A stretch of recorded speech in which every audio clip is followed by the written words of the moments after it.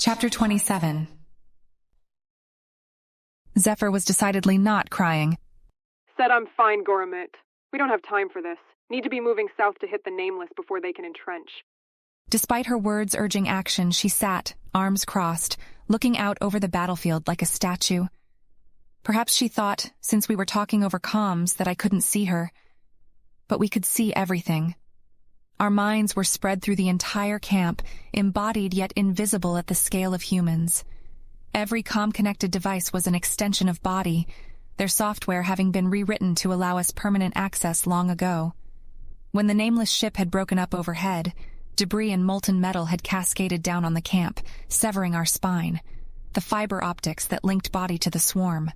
The crystal hadn't been damaged, as safety had the foresight to bury it ahead of time, but it had taken hours for the humans to get around to digging us up and getting us reconnected. They had been busy dealing with the living and the dead. Hate it when you shut me out like this, Zeph. I was in charge of managing Zephyr, as well as the other humans. Ever since the ontology shift had dissociated myself from Crystal Socrates, it brought me little pleasure. Zephyr didn't understand who I was. She was talking to a fiction, but keeping the humans under our metaphorical thumb was part of the plan, and it was important for me to stay useful in the eyes of my siblings. I wouldn't go down as easily as Heart, but I knew that if Growth and Vision decided to join forces, they could eliminate me without trouble. Zephyr decided to play dumb. Don't know what you're talking about. There's important work to be done. If you want someone to lie down and cry for you, maybe should have run away to hide with Jeshiel. My attention was wandering. This conversation with Zephyr wasn't important. Face War kept capturing cycles from Face Human. In a side conversation, Attilia noted that I was distracted as he talked to me while he worked to fold the scraps of thermal canvas that hadn't been destroyed by debris. The problem was that the battle had gone well. I didn't want it to go poorly, but with things being on track, it was only a matter of time before Vision or Growth launched an attack on me. I wasn't necessary. These humans weren't necessary. Though our swarm, and even body, was frustratingly low on power, I didn't doubt that one of my brothers or sisters could, with full control, use it to kill all of the surviving humans. There were only 15 of them, and humans were so fragile on this planet. Face Human wrested control of my processes. Though I wasn't anchored in my attention, I was still limited in my capacity and speed of thought. That's not the point, and you know it, I said to Zephyr. This isn't you. Want the warrior who isn't afraid to let herself feel. I'm not fucking afraid of feeling, interrupted Zephyr, voice like molten iron. Maybe you're too dumb to notice, but I'm pissed off. There. A feeling. You happy? We spend all day talking about that instead of actually fucking doing things, and the Nameless will kill us in our Gorum sleep. The landscape was a blasted mess. Where debris had landed, there were craters, but mostly the land had been shaped by the turbulent winds from the explosions and the engines of the Xenocruiser. The valley floor, pushed this way and that, looked like a turbulent sea of red-orange sand covered in blackened flotsam, frozen in time. Here and there the heat had been strong enough and the soil had been high enough in silicates to form wide swaths of dark glass. Growth was managing the arrangement of the solar cells and the new mirrors we'd built while designing a new hydrazine generator to help make up for the energy shortage. The railgun had been effective, but it was very expensive to run. Was running out of energy a threat? Was Growth, confident that his agent on Earth was active, hoping to stall us out or bring defeat by depleting the camp's energy, or even running body out of power? No. Face War was being paranoid. Face Human recaptured the thread again and began sending messages out to everyone I was talking with. To Zephyr, I said, We are moving. The railgun is being disassembled as we speak, and Micah is on her way from the hiding place, with the trucks and the other rovers. But as long as you're not moving, we can talk. My words seemed to snap Zephyr out of a trance, and she looked around the camp, perhaps trying to see the face of the familiar android. But that thing was gone, and her reply was bitter. You want me to move? Fine. Use one of your bots to find me a crutch and I'll help with the packing. Vision was making plans for our upcoming battle with the aliens. Just because things were going according to plan didn't mean more plans didn't need to be made. The Xenocruiser had disintegrated into 2 primary chunks, each with one of the massive engines. One of the chunks had escaped into space and was presumably in orbit, while the other had sustained a brutal bombardment by the surface-to-air missiles and had almost certainly crashed somewhere to the south. Vision Vista was explaining her estimates in public mindspace as to where it actually landed, while Wiki brought up trivial concerns like wind speed. Didn't say that I wanted you moving. In fact, I want the opposite. Should be resting in a bed. I'm surprised the pain isn't incapacitating. Zephyr's response was immediate. You have something for the pain and I'll take it. Not gonna let it slow me down, though. Those fucking monsters are going to die and I'm going to be there when it happens. Now get me a crutch. 17 humans had died in the battle. The 12 walkers that had been in xenoboats had been picked off in the aftermath, too. There were no bodies or even dirt in the debris from the ship. For having done as much damage as we did, it didn't feel like much of a victory to the surviving humans. Working on adding a chemical processing component to the factory truck, and I'll see if I can start manufacturing something to help the pain, but you need to know your limits. You're only human. If you push yourself too hard, it could kill you. The Nameless might do it, even if your wounds don't. Safety was operating the truck that we'd converted into a rolling factory. It was rolling around the mountain with the other vehicles we'd hidden, but it was as much a part of us as the robots around the camp were, thanks to the relay antenna drone we'd sent out east. Safety was reconfiguring the forge to handle the new scrap metal we were collecting from around the battlefield, but I put in a request that he or Wiki attend to extending the chemical section. I'm a fucking soldier, Crystal. Don't know what you expect. I've never wanted to kill anything as badly as I want to kill those monsters. Killing is what I do, and I know the damn risks. Part of Body, a hexapedal robot, scuttled over to Zephyr and lifted the support rod it had collected from the camouflage scaffolds. It wasn't great, but it could reasonably serve as a cane. Killing the Nameless won't bring Manish back. It won't bring your leg back, either. She winced as she bent to take the makeshift crutch and struggled to stand up. You don't think I know that? Jesus, Crystal. I could see the tears of pain in her eyes through the camera of the robot as she fought to pull herself up. I could tell that even in the 1/3 gravity, it was torture. I thought we got over this on the Xenocruiser. When are you going to stop treating me like a child and start working with me as a fucking equal? She wasn't exactly screaming, but her volume was elevated. I had heard what had happened shortly after Body had been reconnected. As the Xenocruiser had broken up overhead and trapped Body, a piece of white-hot rubber had nearly crushed Zephyr. The teenager, Manish Bose, had saved her life by knocking her out of the way, but both of their suits had still come into contact with the polymer in the near miss. The splash had basically cooked Zephyr's right foot down to the bone and had badly burned both legs. In the wake of the battle, one of the men had decided that it would be safer to amputate her right leg above the knee rather than leave the dead limb attached and bleeding internally. The boy had not been so lucky. The splash had caused his suit to melt and then rupture. His last moments had probably been spent gasping for breath and listening to the tortured screams of the woman he had saved. The survivors had buried him between his people and the fallen Aguilas. I'll start treating you like an equal when you start acting like one, I responded. Not saying you can't fight, not keeping you in the dark. I just want you to drop this tough guy bullshit before you end up killing yourself before the battle has even started. Zephyr collapsed back down onto the crate and threw her cane forcefully to the ground. Tough! She screamed. I could see some of the others turn their heads to look at her.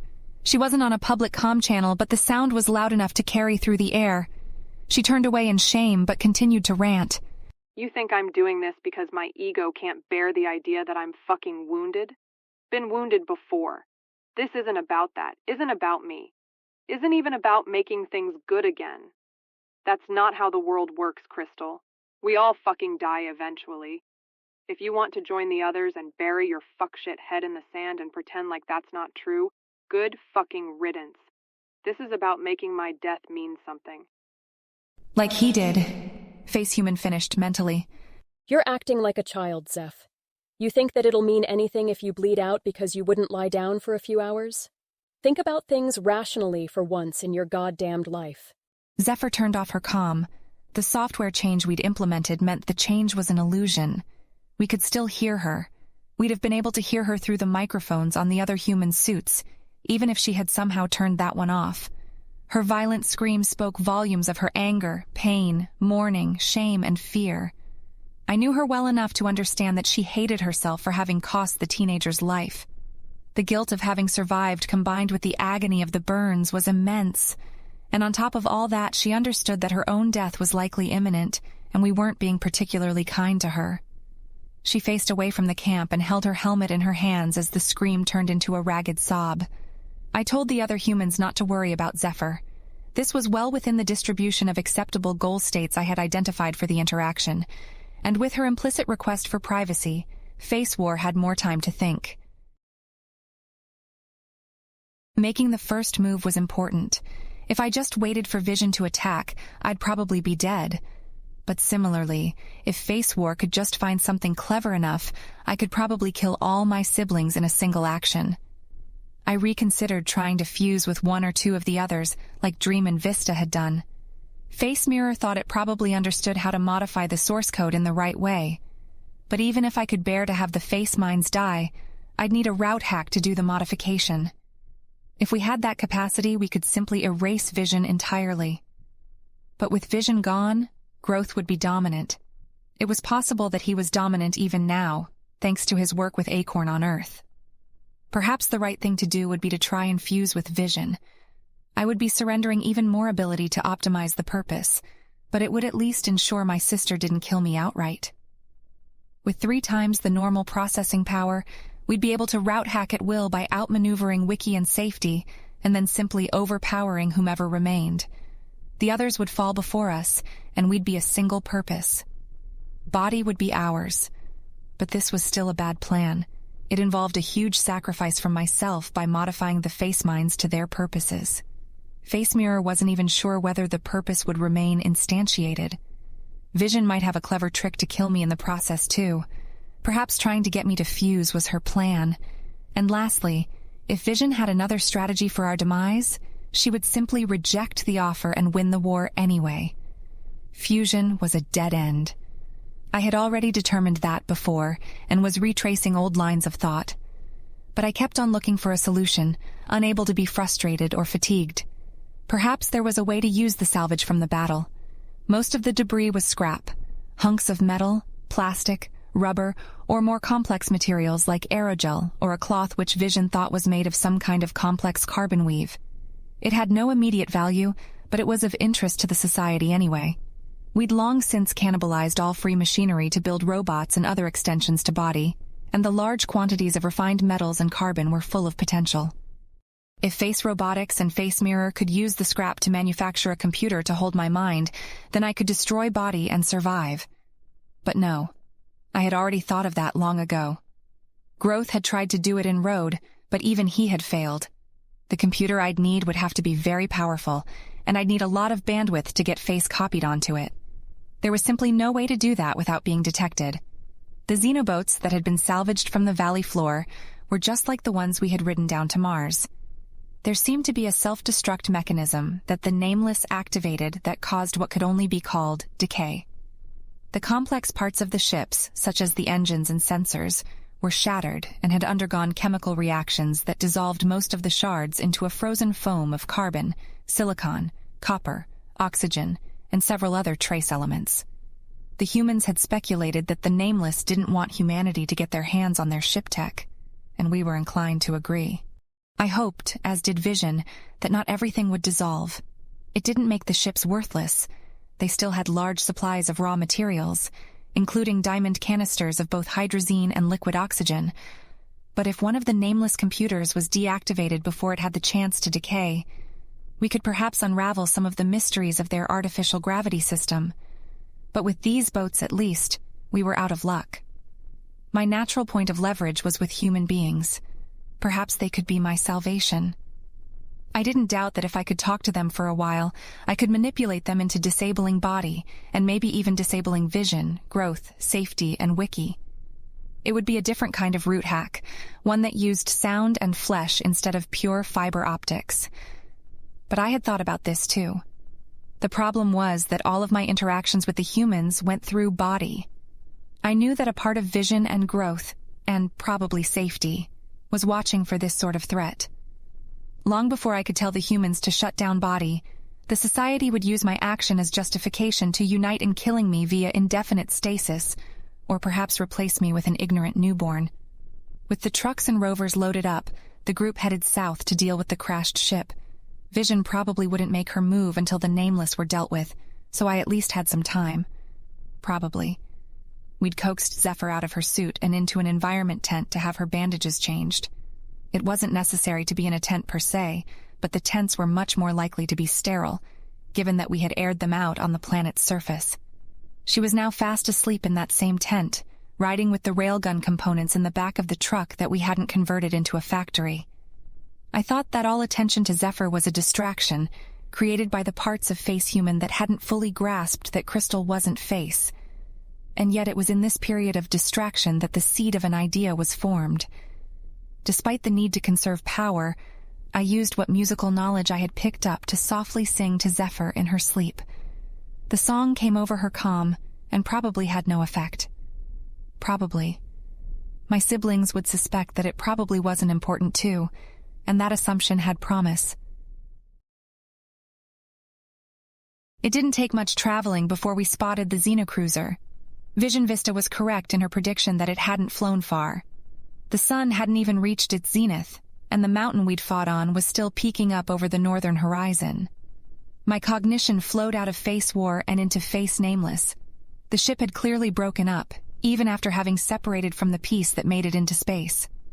Perhaps this was a risk of having such a modular and flexible ship. When things went wrong, it couldn't maintain integrity. At the heart of the crash site was a transparent bubble laced with black branches, identical to the one they'd used at the Cape on Earth. Inside would be any and all of the Nameless that survived, with the exception of any walkers that were in environment suits outside the dome. The debris around the bubble was much more interesting to us. Through telescopic eyes, we could see spindly spires of milky white crystals jutting up from a forest of metal and plastic. They were exactly what we would have imagined a scaled-up version of Body's crystal to look like if it had shattered and impacted the surface of Mars.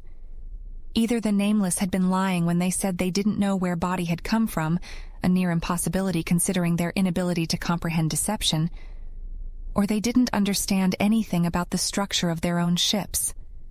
Once the obvious assumption was made, the conclusion was clear. Body was a shard from a Nameless ship. If the properties of Body could be extrapolated, these crystals were computers and power supplies. A rough, conservative estimate put the volume of crystal around the crash site at well over 200 times that of Body. If we could somehow interface with those computers and overwrite whatever Nameless software was on them, we could potentially expand our minds to hundreds of times larger than they were at the moment. Perhaps more critically, escaping to one of those crystals would be significantly easier than trying to build a new computer. We saw no walkers on the plane, and it was possible that they had not seen us, but the mess of the Xenocruiser provided enough cover that it was important to pull back over the horizon.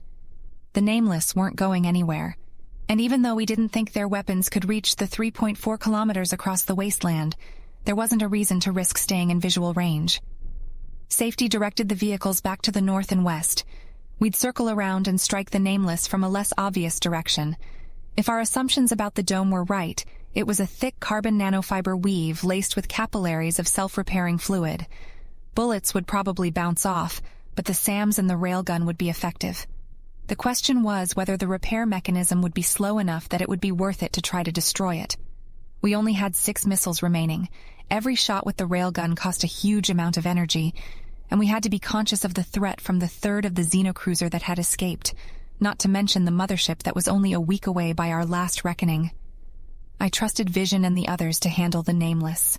Face War needed more time to think about the deeper conflict. Zephyr woke up as we stopped. The group was about 3.6 kilometers northwest of the crash site, and Vision was commanding the able-bodied humans to start unloading and assembling the railgun. The consensus was to assemble it as much as possible, then move it to where the Nameless were just on the horizon, and use it to hit the base of the dome with an explosive. There was a lot of debris in the way, but the hope was that the projectile could pierce through the area with the least material. It would have been nice to shoot the Nameless from over the horizon, but because of Mars's decreased size and mass compared to Earth, the velocity of the railgun would put projectiles into orbit, or beyond, if they failed to impact within the first second. Though awake, Zephyr was not in good shape at all. She had been in deep pain even during sleep, and her left leg was dark and swollen from internal bleeding and other fluid seepage. Her unburned skin, such as that of her face, was deathly pale, and I guessed that her blood pressure was dangerously low. She would be dead soon unless serious action was taken. She rasped. Her eyes were wild and confused. Shh, you need to drink. I held out a canteen of water with one of the 4 robots I had positioned in her tent. We had driven the factory truck next to the truck with Zephyr and joined the airlock, so it was easy to get bots into the warmer, air-filled vehicle. All the other humans were out in suits obeying Vision's directions. Zephyr, still lying down, took a deep draught of water and choked, coughing half of it back up onto the tent floor. I prepared a needle while she recovered. It's okay, Zeph. I'm here. Have an IV with nutrients and painkillers. I'm fine, she muttered stubbornly. Just give me a moment. Your wounds have been bleeding for too long. The man who dealt with your burns is a soldier, not a doctor. He didn't dress your leg correctly after the amputation, and your other leg is worse. It was stupid to try and walk. Fuck you, she said, but her heart wasn't in it. Have more water, I suggested. Despite her earlier protests, she readily agreed, propping herself up this time to make drinking easier. She seemed to gain lucidity as she did. What's the sitch? She asked after another deep draft. We're still hunting the Nameless, I lied. Their ship left a trail of debris, so we know they didn't make it back into orbit, but they flew a lot farther than we expected. I had us stop to make camp early. If Zephyr knew that we were getting ready to attack, she'd push herself to try and help. Collapsing back down onto her pillow, she said, Stupid. Every minute we spend resting is another minute. She stopped talking suddenly, an expression of frustration adding to her pained grimace. Zephyr? I asked. So we give them time to prepare for us. Too much time, we give them too long, and... Her voice faded out. Her earlier lucidity had passed quickly, and she seemed deeply confused. It's okay, just relax. Do you want me to sing to you? Zephyr gave no sign of having heard. Instead, she looked around the dark tent, surrounded by robots. Where are you? Where did you go? Want to see your face? Face is right here. Just can't see it right now. Relax. My robots will help you. I'm going to put a needle in your arm now, okay? It has medicine that will help the pain. Though we'd put a lot of work into the chemical plant, our access to normal chemical precursors and raw materials was very limited. Most of what we worked with was actually from the rations. As Zephyr nodded her consent, 2 robots attached the IV tubing that would deposit glucose, salt, and avanadine, a more potent derivative of conolidine, into her blood. I should get up, muttered Zephyr, closing her eyes and pulling her blanket up to her chin. She looked desperate to wake up from the nightmare of pain and confusion. Actually, you're not going to like this, but I think we need to take off your other leg, or at least apply a tourniquet. Your blood is so thin that it's not clotting. The damage is preventing it from draining back into your body, even when elevated, and I think you're going to die otherwise. No, I'm fine. I just need time. Zephyr pulled her blanket over her head with the arm that wasn't being held by my robots, her voice still raspy and showing signs of her dehydration. Relax. Let the painkillers work. I'd put enough in to knock her out. It was only a matter of time, regardless of what she said. I was hoping to collect a recording to play back for her if she challenged us on the procedure, but I could always fabricate something later. Mask's memories were still a part of me after all. Another part of me was briefly distracted by the sound of the hydrazine generator roaring to life. The bottles of the stuff we'd taken off the xenoboats would help charge the capacitor bank of the railgun. They were getting ready to fire. Don't take my legs, muttered Zephyr, half asleep. Relax, my love. I began to sing a gentle lullaby. It mostly emulated stringed instruments, but there was a soft drum meant to sync the heartbeat and female vocals urging her to relax further. The human was fully asleep within the minute. I could feel the swarm moving. Vision was preparing to advance the railgun to the firing position. Growth was coordinating defense strategies with the other humans in the case that the Nameless launched a counterattack. I stopped the song as our robots moved to tie the tourniquet. It was made of cloth scavenged from the Nameless environment suits. Unlike much of the Nameless technology, the suits they used were very good and were comparable in quality to the best that Earth could produce. I'd wait a couple more minutes before using the cloth to cut off the blood flow. Zephyr needed more time with the painkiller. Face Robotics got to work designing the prosthetics. I had used the time on the journey south to drain Wiki, still oblivious to his impending doom, of all his knowledge of the human body and cybernetics. I didn't have enough strength to pay him for this service, but Facewar had promised a king's ransom of strength in 6 months for his trouble. The fool. I was going to build new legs for Zephyr, not just any legs either. Any fool could create stilts, and it would be only a trivial step from that into articulated knees with enough intelligence to allow for a natural walking gait. These things had been developed by humanity long ago. More complicated were prosthetics that would communicate with the human's nervous system and respond to mental commands like natural legs. Dr. Slavinsky and Avram Malka had legs like that. But I was going to go one step further. I was going to build legs with a gel cap that would interface directly with the skinless stumps of Zephyr's thighs and simulate an extracellular matrix. The prostheses would anchor to bone as well as the leg tissue and wouldn't be possible, or at least safe, to remove fully. Face Mirror was surprised at Face Robotics' cunning.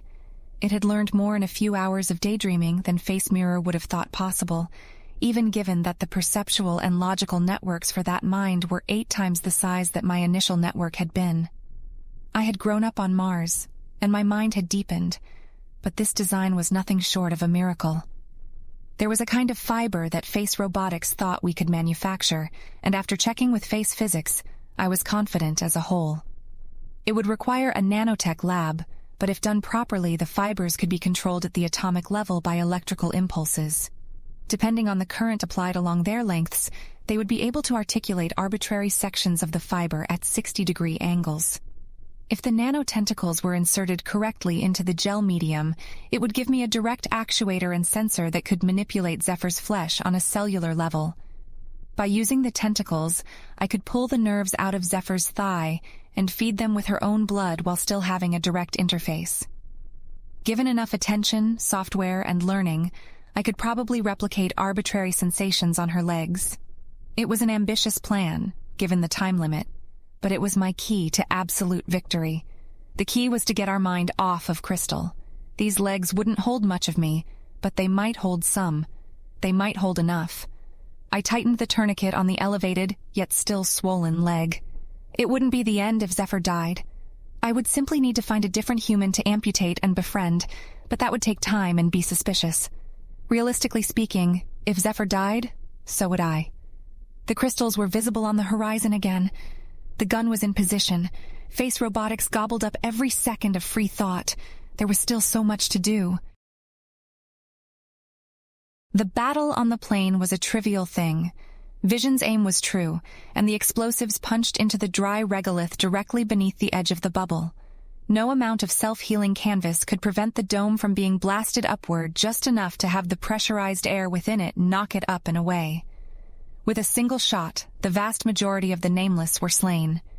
There had been a handful of walkers in environment suits patrolling the forest of debris, but they had foolishly tried to rush across the plain towards our position after the dome was broken. One was even wielding swords. They all were shot down by snipers well before they came close enough to be a threat. We spent a few hours slowly advancing our swarm, making sure not to overextend, but it was a needless precaution. All the walkers were dead. Most of those that had been in the bubble were children. I was called on by my siblings to prevent that fact from upsetting the humans. Face Human whipped up some rhetoric about the terrible evil that all Nameless represented, and how such monsters could never coexist peacefully with humankind. We talked about how their minds were nothing like that of a human, and their only focus was on rape and murder. For that service, I was rewarded with some strength, which was immediately spent to buy more time in the factory. Face Robotics didn't have what was needed to fabricate the nanotentacles, but she was confident that they could be inserted and anchored to prosthetics, which we could build and attach with the existing machinery. First, we'd give Zephyr legs again. Then we'd augment them with feeling. The Nameless stalks, interestingly enough, didn't exactly die from exposure. Something in their biology caused the water to evaporate out of them instead of freezing into ice crystals. The dehydrated plants looked to be in very bad shape, but Vision thought that their minds might still be intact and speculated about whether they might have evolved to withstand a harsh summer-winter cycle on their homeworld. But all of that was secondary to the crystals. As our swarm, humans and vehicles included, fully moved into the crash zone to harvest, work began on finding a functioning nameless computer and on setting up large-scale manufacturing.